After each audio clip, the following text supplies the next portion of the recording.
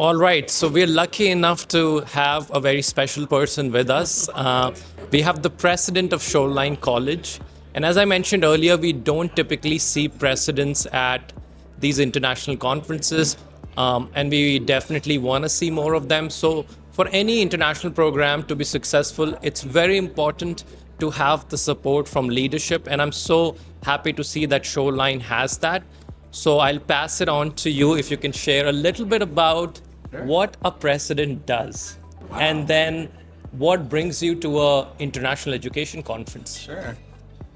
I guess the first response is, what doesn't a president do?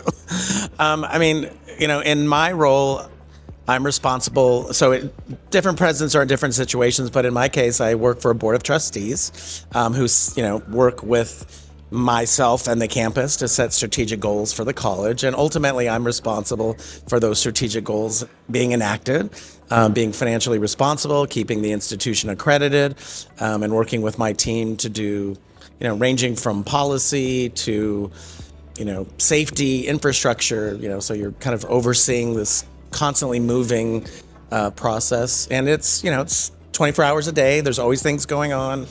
But in terms of your question, I've always been really excited about international education. So actually, when I started at the job, our AVP for international ed, I had said, I'm actually very positively biased towards international education. So I'm almost, like you have to hold me back a little bit because I just really enjoy it and I have to understand it a little bit better. So actually, when we first started, international education was in our academic side of the campus, which makes sense. A lot of programs do that.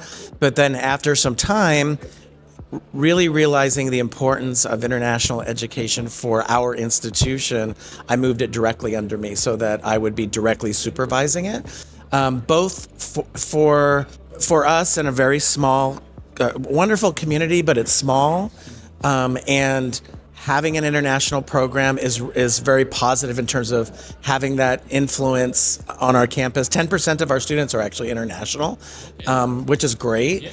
So it does a few things for us. One is it creates an atmosphere, I think, that's very unique for community college because we have so many international students. So when I go around and talk about the college, I always say to people, hey, if I'm a parent and I'm thinking about what's a really good experience for my children, being able to be in a small community college with small class sizes, with people from, literally all over the world, speaking different languages, bringing their culture. I just think this is the best kind of experience to prepare yourself for the, next steps of your life. So for me, it's a core part of our mission, and it's also actually very specifically called out in our strategic plan. So this is not a side thing for us. This is a central thing for us.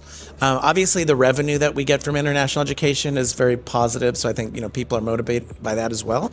But for us, it's also about not just bringing students in, but the internationalization of the campus that so we are trying to do more with study abroad and working with faculty to integrate international ideas and philosophies into curriculum and that kind of thing. So this year I had the opportunity to go to China for 2 weeks and go to a few different cities too I'd never been to before. And I just really, really enjoy meeting people with different ideas that bring new perspective that I'm constantly learning. That was great. So in my line of work at Simple Ed, what we do is we help community colleges, universities from US and other parts of the world connect with high school counselors globally, parents, students.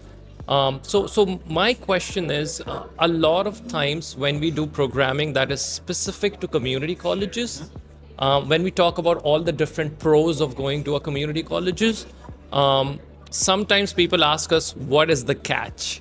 So do you mind explaining how come community colleges are so much more affordable than four-year institutions?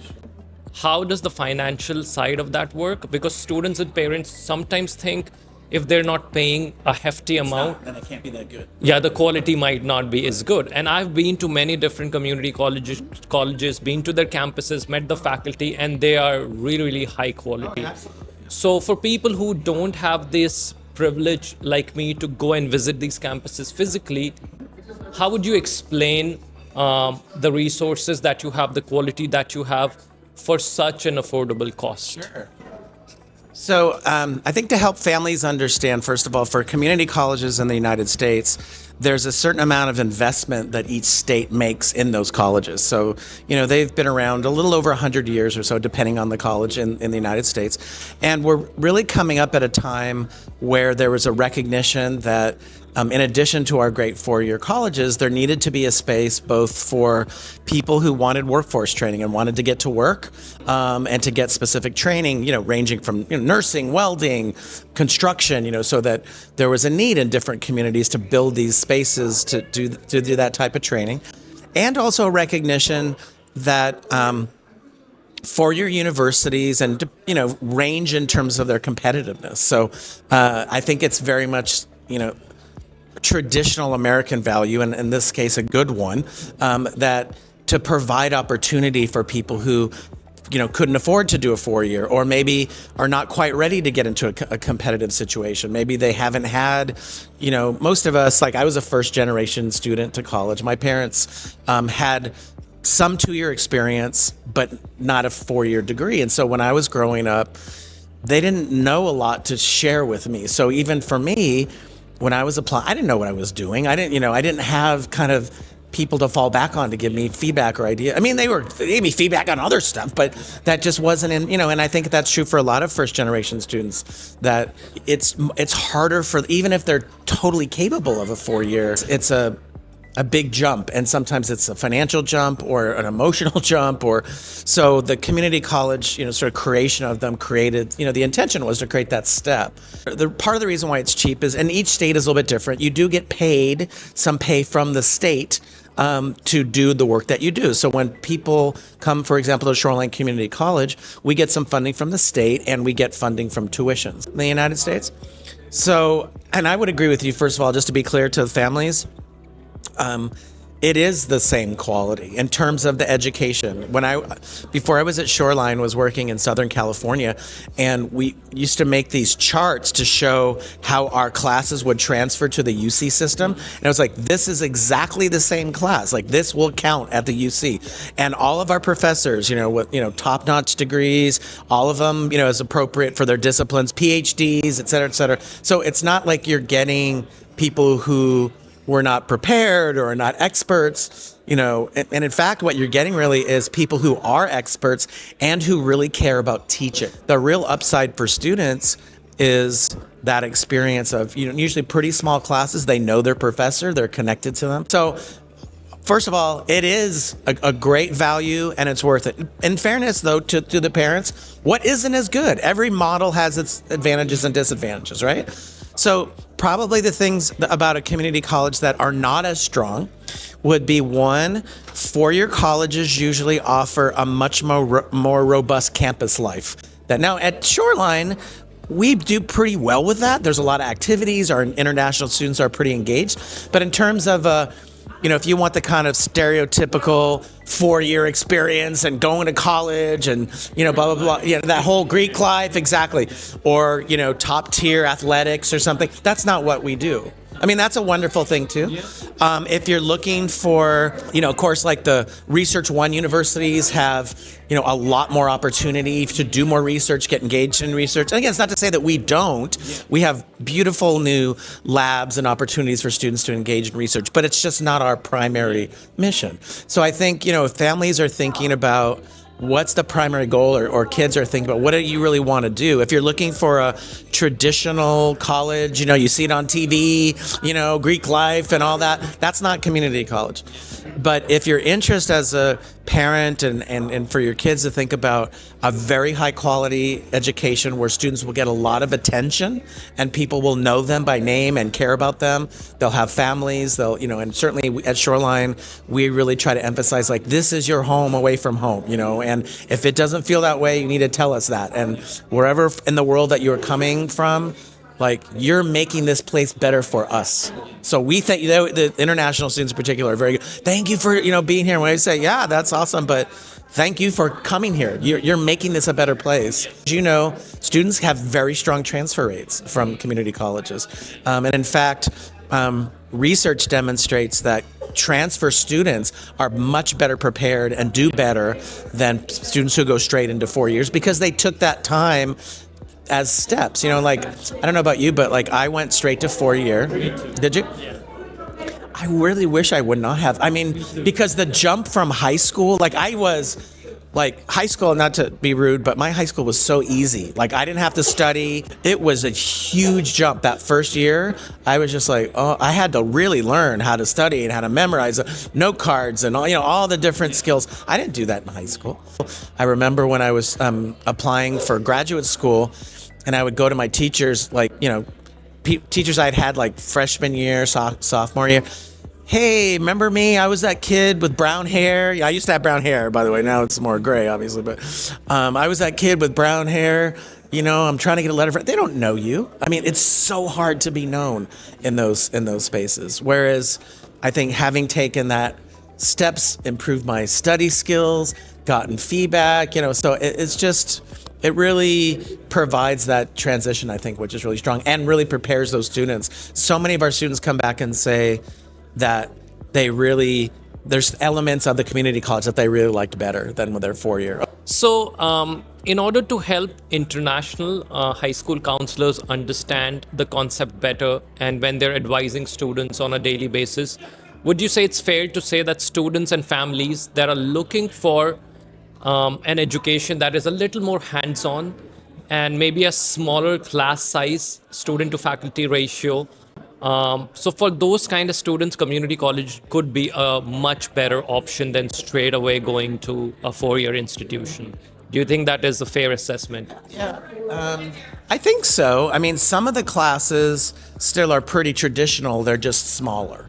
Yeah, I would say if they're thinking it through. And I think also something that I've learned is important, and it's interesting because when you introduced me, you said, here's, from Shoreline College, and didn't say Shoreline Community College. And that's something actually that we grapple with at the school, because most of our international partners don't know what community college means, because as you know, it's not there. So I think what I would say to your high school, guidance counselors or advisors is really, to explain it in a way that the community college is not, I think it's confusing for people. I know, like when we were in China, they thought community college meant like a community center, like where you'd have a center and you might have like kids playing games and other things or whatever. And it's like, no, it's not that, So I think helping them understand that that's an American naming system, but we're a college, we're an accredited college. Our classes transfer. We also have workforce, which is not typically as popular with international students, but we do get international students sometimes in our nursing program or dental program, not as much in some of our other areas. But yeah, I think that's probably the best way to explain it, is if you're looking for a high quality education in the United States where classes are smaller, professors are more connected to the students, and the focus is on teaching.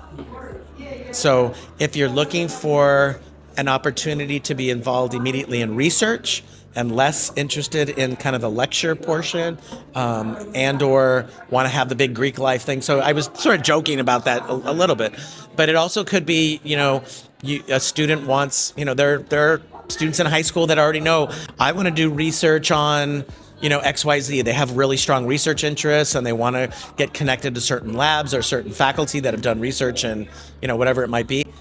There are those opportunities in community colleges, but that's much more common for a 4 year. So I think that would be something that would differentiate it. But if it's really about the learning and the transfer, community colleges really knock it out of the park. Yeah. So I think one of the final things that I want to touch on is talk about professionals that work at universities, colleges, especially community colleges, in their international admissions or international enrollment department. And more often than not, I hear they're struggling with the budgets or struggling with that support from the leadership. And you had mentioned that internationalization is a core strategic goal of your institution. So if you could speak to maybe other leaders out there, what was your idea behind making it such an important goal for your institution? And why do you think others should maybe adapt this? And what are the advantages that you see for the institution leadership to make this a part of their strategic plan?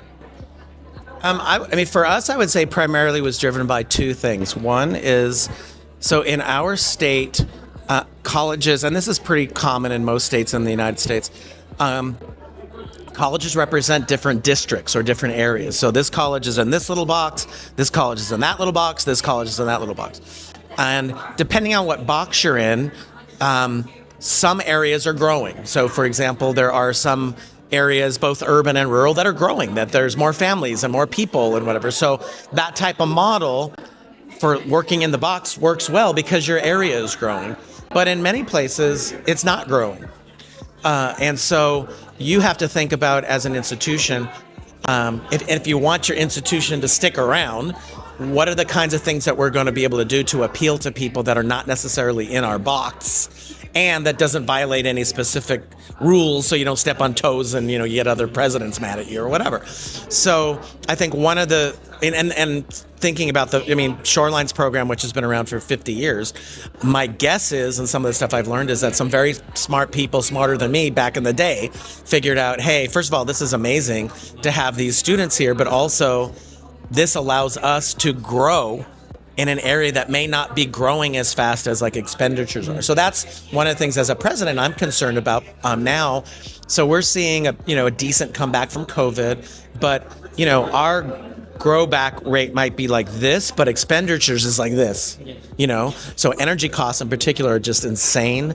So keeping up with that growth, having an international program allows you to really expand outside of your box. So I think strategically, for people that are thinking about starting international programs, besides I think the most important part, as I said before, is having those students is just amazing, and transforming your college in that way. And if you really, value and believe, genuinely, that having those different languages and cultures will create an environment that's really unique and important in terms of humanity, that's the most important thing.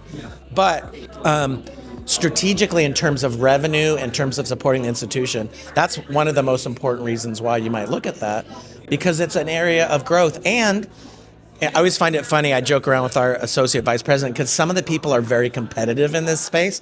So they'll, don't say this, or don't, and I'm just like, oh, you'll appreciate this. I was talking to our newish consulate for India in Seattle, and we were talking through this topic.